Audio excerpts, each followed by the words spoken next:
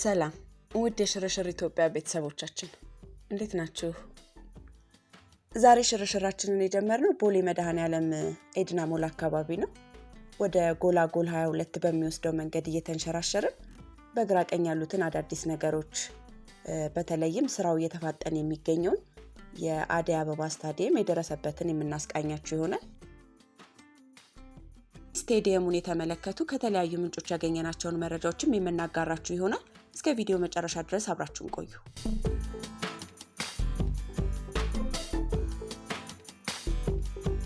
ለቻናሉ አዲስ የሆናችሁ ሰብስክራይብ አድርጋችሁ የደውል ምልክቷን እንድትጫኑ፣ ቪዲዮውን ከወደዳችሁትም ላይክ እንድታደርጉና የተሰማችሁን ማንኛውም ሐሳብ ደግሞ በሐሳብ መስጫው ላይ እንድታሰፍሩልን ለማስታወስ እንወዳለን። አብረን ሽርሽር እንበል።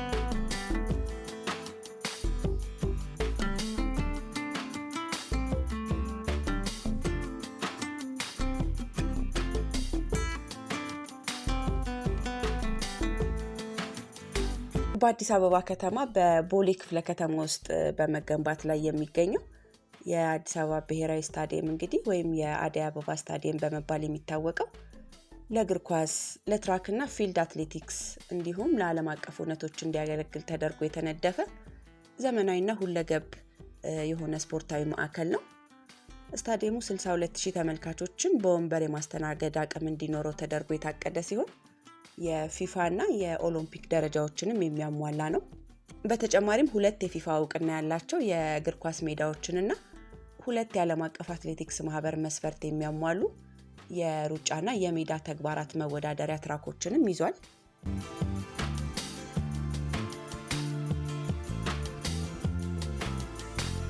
ስታዲየሙ ለአጠቃቀም ምቹ እንዲሆንና ከከተማዋ እንቅስቃሴ ጋር በቀላሉ እንዲገናኝ ተደርጎ ከአዲስ አበባ ዓለም አቀፍ አየር ማረፊያ አቅራቢያ የተቆረቆረ ሲሆን ኢትዮጵያ ለማስተናገድ ጥያቄ ያቀረበችበትን የ2029 የአፍሪካ ዋንጫን ጨምሮ ዋና ዋና ውድድሮችን የማስተናገድ ዓላማም አለው። ለአገልግሎት ሲበቃም እንደ አውሮፓውያን አቆጣጠር በ1940 የተገነባውንና 35000 ተመልካች ብቻ የመያዝ አቅም ያለውን አሮጌውን የአዲስ አበባ ስታዲየም በመተካት የሀገሪቱ ዋነኛ የስፖርት ማዕከል ይሆናል ተብሎ እንደሚጠበቅም ነው እንግዲህ ያገኘናቸው መረጃዎች የሚጠቁሙት።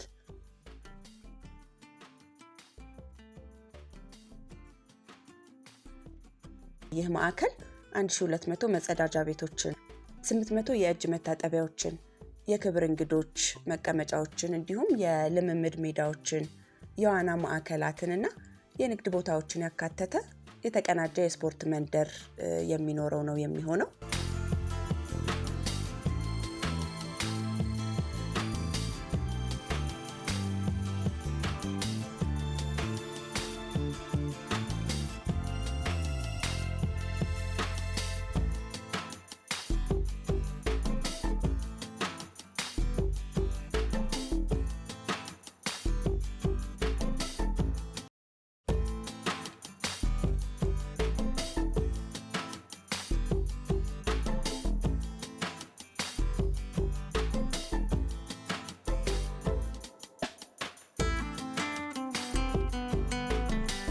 የህንፃ ጥበቡንም በተመለከተ ባህላዊ የኢትዮጵያን እሴቶች የሚያንጸባርቅ ሲሆን የጣሪያው መሸፈኛም ደመና የሚመስል ቀላልና ተለዋዋጭ ሲሆን ውጫዊ ገጽታው ደግሞ በባህላዊ የሞሰብ ቅርጽ የተነደፈ እንደሆነ፣ ዲዛይኑም የሀገር በቀል ቅርሶችን በመጠቀም ዘመናዊ ቴክኖሎጂዎችን ከብሔራዊ ማንነታችን ጋር አዋህዶ የያዘ ነው።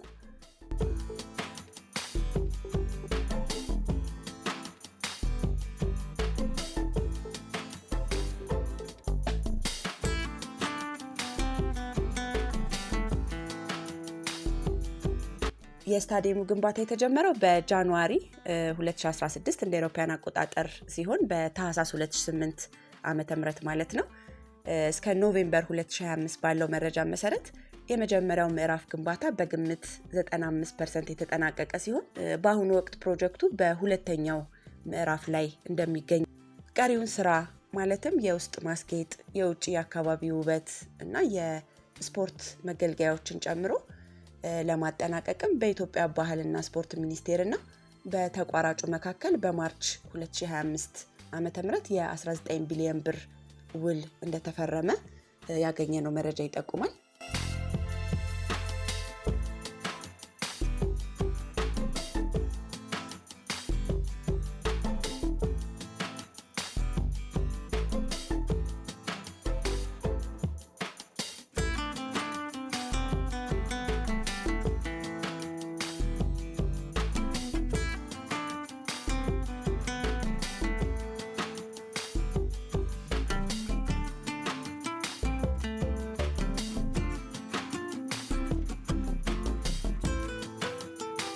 የፕሮጀክቱ ስፋት በማደጉና በግንባታ መዘግየቶች ምክንያትም አጠቃላይ የተገመተው ወጪ አሁን ላይ $500 ሚሊዮን ከፍ ያለ ሲሆን የመጀመሪያው የግንባታ ምዕራፍም 2.47 ቢሊዮን የኢትዮጵያ ብር ወይም ወደ 46 ሚሊዮን የአሜሪካን ዶላር ፈጅቷል።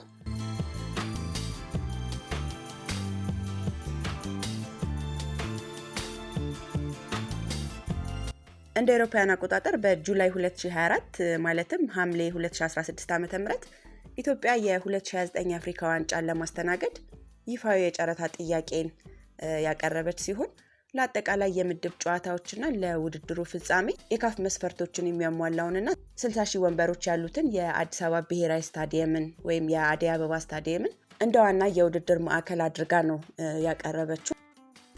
የማዕከሉ ሁለገብ ዲዛይን የተለያዩ የሩጫና የሜዳ ተግባራት ውድድሮችን ማስተናገድ የሚችለውን የአትሌቲክስ ትራክ አወቃቀርን ጨምሮ በውድድሩ ወቅት ለእግር ኳስም ሆነ ለሌሎች ተያያዥ ሁነቶች ተስማሚ መሰረተ ልማት በማቅረብ ይህንን የሀገሪቱን ታላቅ ምኞት ይደግፋል።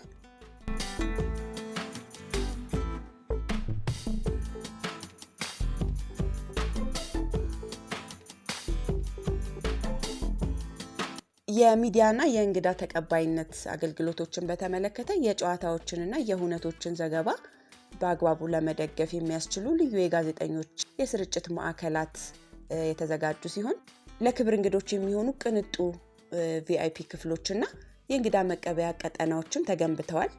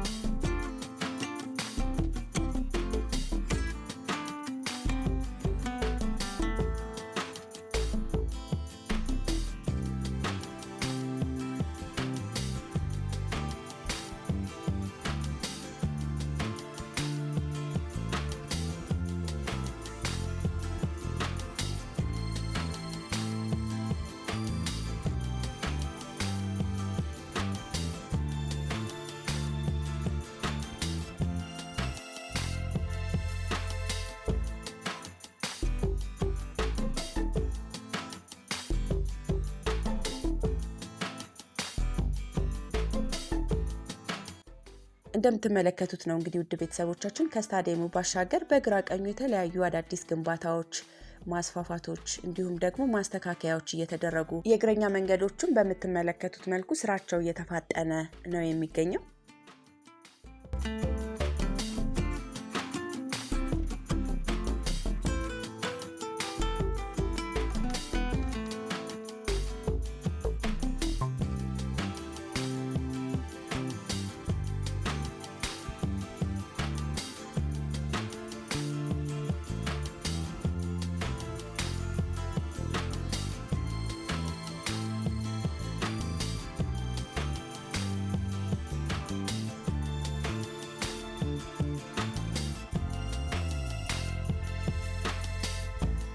እንግዲህ ውድ ቤተሰቦቻችን ዛሬ ከቦሌ መድኃኔዓለም ኤድና ሞል አካባቢ ተነስተን ወደ ጎላጎል 22 አደይ አበባ ስቴዲየምን ማዕከል ያደረገ ሽርሽርን ያደረግነው በግራ በቀኙ ያሉትን ነገሮች እያሳየናችሁ ስለ ስቴዲየሙ የሚያገኘናቸውን መረጃዎች እንደዚሁ እየነገርናችሁ እስካሁን ድረስ አብረን ቆይተናል።